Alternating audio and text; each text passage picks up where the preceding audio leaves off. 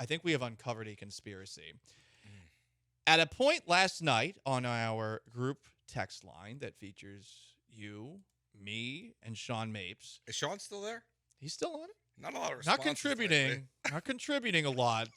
Not contributing a lot. That's not an issue at all. Sometimes I feel like we're annoying him, though. I always feel like I'm annoying him.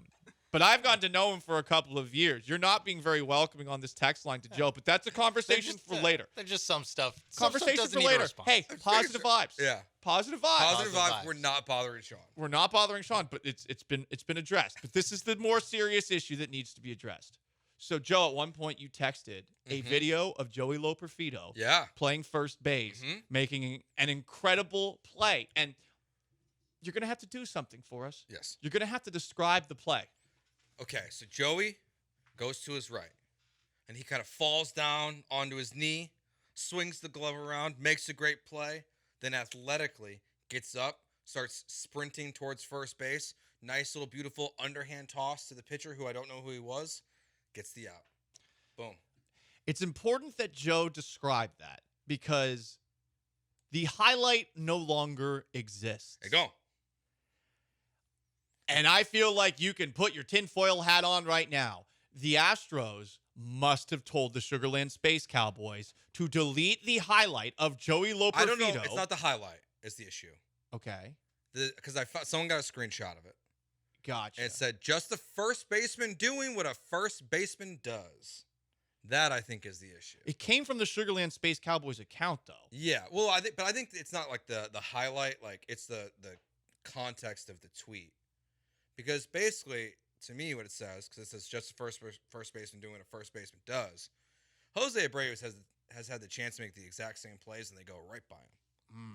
So I think it's more about I don't know if they had to delete the highlight. The highlight is gone. The highlight's gone, yeah. That's what I mean. I mean, the retweet of that highlight with the quote tweet, which is what you're talking about, that's still there. The actual highlight itself, it is not on the internet anymore. That's tough. That's the problem that I have. And that makes me wonder if somebody in the Astros organization talked to somebody in the Sugarland Space Cowboys organization and said, you guys got to take it down. And if you see some of the stuff that's been posted on the internet since Jose Abreu's returned to the lineup, I got to say, guys, I mean, we're all watching. We've all got eyes, and we are seeing the exact same thing. Has his bat swing changed? Has it changed? Doesn't really seem like it has. And people with smarter baseball minds than me, you know what they're doing? They are saying that this is the exact same thing that we saw before his trip to Florida. Yeah, it's no different to me. It looks the same. And they put out a tweet, and the caption of it clearly offended someone within the Astros organization. Now, look, the truth is, like, Anita, their head person, and other people in the organization, like, you know who Anita is. She's been on the TV broadcast ton. They have rabbit ears.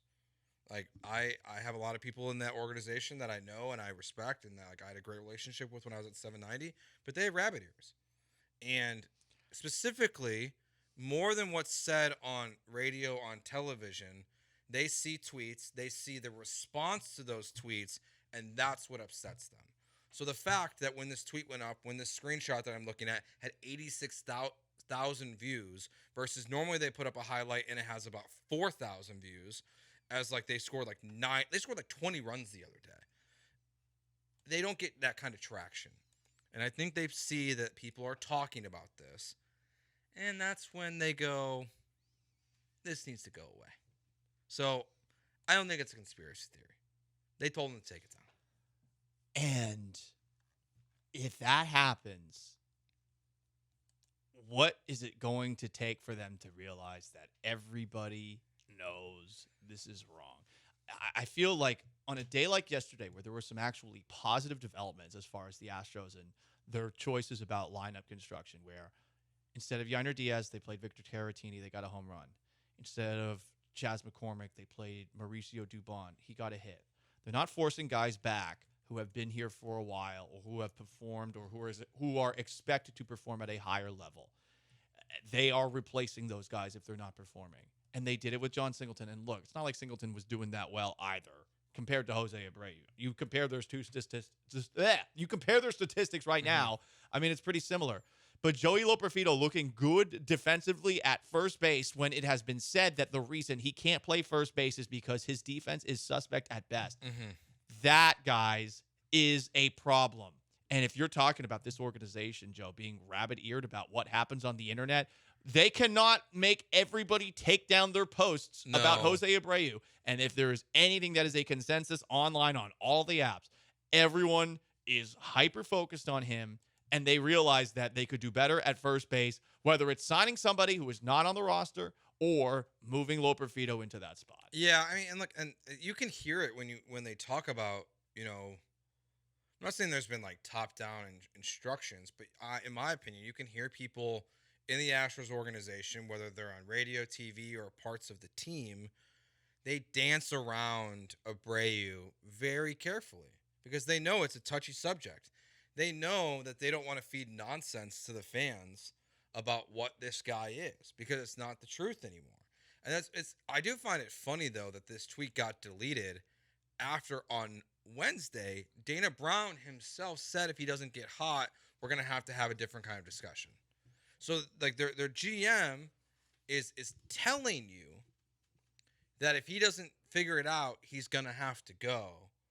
And then the Space Cowboys put out this tweet, and it's really not directed at Jose Abreu, but they're interpreting it that way, and they're making them delete it. It's soft. Like, there's no other. It's soft. It is soft.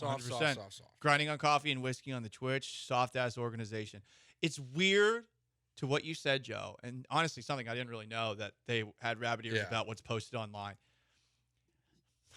You've won 2 World Series. You've been to 4. You've been to 7 straight ALCS. What are you sensitive about? But the thing is, Paul, is that there are so many people in this organization that they don't know what failure is.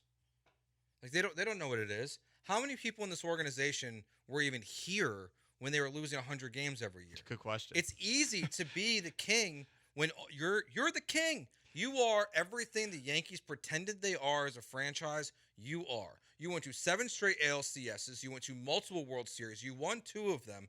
This organization is the king of baseball, and then now they've fallen flat on their face.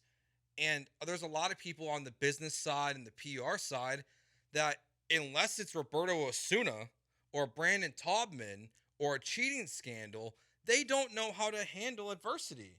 They don't know how to handle bad things. Look at the way they handled the cheating scandal. Mm-hmm. They put Altuve and Bregman out there to just die at a podium. Like, they're the only organization that fired members of their organization when they were cheating and didn't bring them back in Luno and Hinch. They don't handle this stuff, anything negative, in a good manner. Their crisis management team is a disaster at all times. And to me, it's what leads to stuff like this. Like, they don't know what they're doing.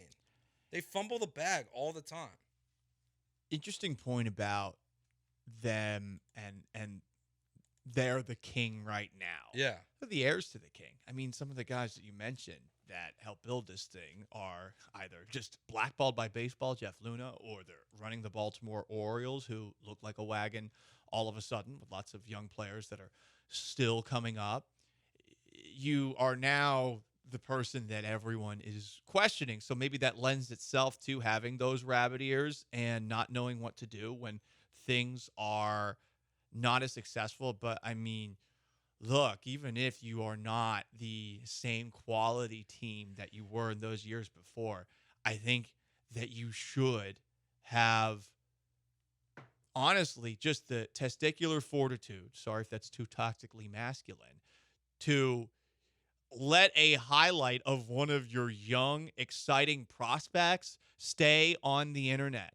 It sucks that Loperfido got called down, but and it sucks even more that Joe Espada is basically saying, yeah, I mean, he deserved to stay up here. Mm-hmm.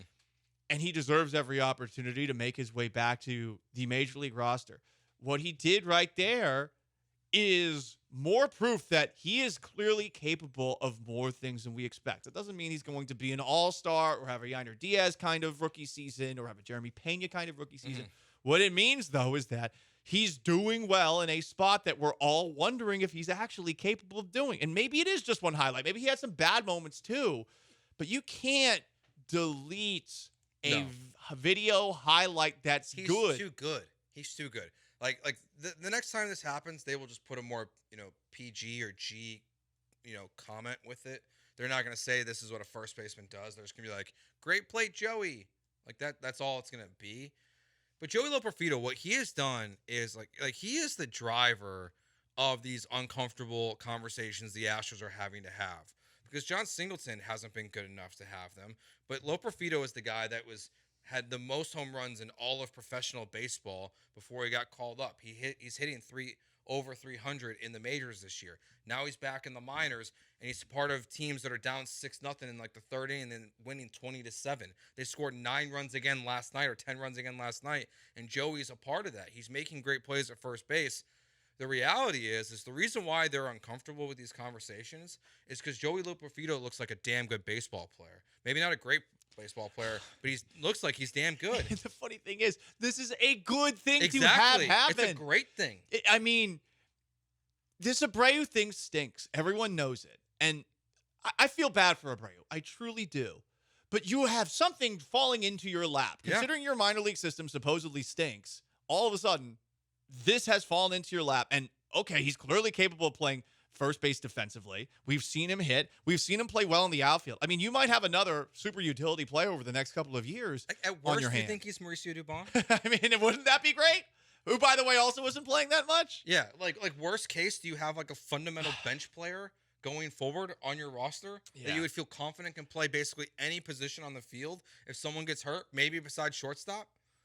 It's a bad look that they deleted this. I mean, and they told the Sugarland Space Cowboys to delete that. I don't know that happened. Had to. And honestly, I don't really want to knock on the door and figure it out, but I feel like the writing's on the wall. I mean, this is not tinfoil hat stuff. This is just, put one and one together, look up in the air like you're Brian Windhorst.